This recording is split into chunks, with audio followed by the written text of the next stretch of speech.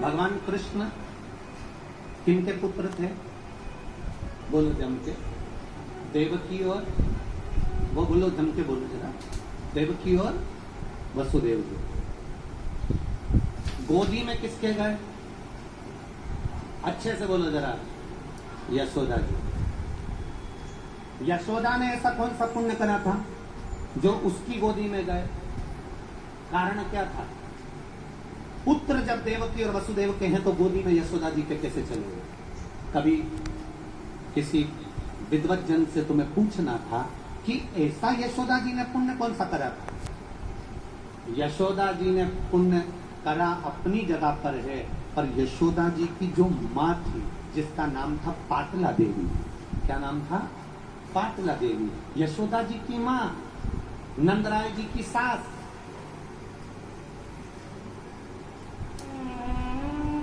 शंकर की भक्ति करने वाली थी पाटला देवी।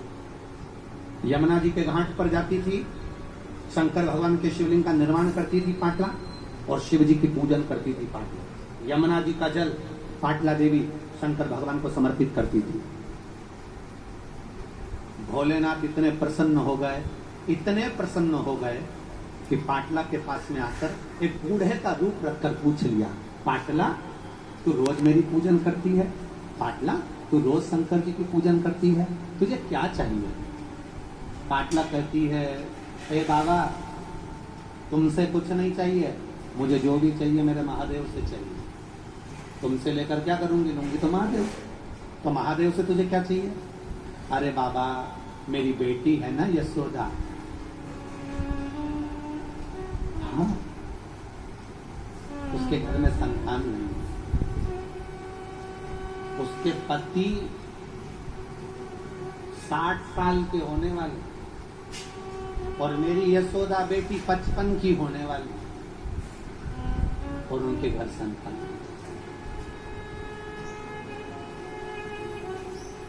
शंकर भगवान बूढ़े का रूप रखते थे तो मुस्कुरा दी। अब 60 साल की अवस्था में संतान, 55 साल की अवस्था में।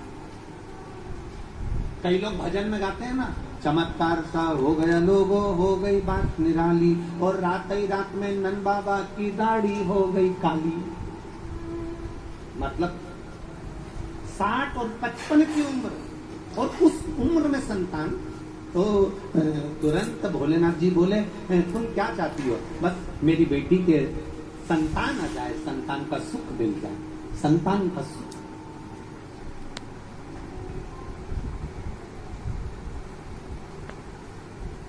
अब इतने में बूढ़े भोलेनाथ जी ने कह दिया कि फिर तो तुम्हारे घर में कोई भी संतान आ सकती है, तो मैं आशीर्वाद दे दूं तुम्हारे घर में यशोदा जी के घर बेटी आ जाए। इतने में पाटला देवी बोली, अरे बाबा कहाँ की बात कर रहे हो? बेटी आ जाए? हाँ, हम मना नहीं करते बेटी आ जाए, पर बेटी आए पर बेटा।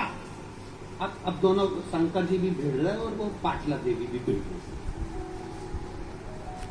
शिव जी ने मन में सोच लिया, मेरे मुख से निकला है बेटी आएगी, और इसने बेटा मांगा है तो बेटी की जगह बेटा भी आएगा निश्चित।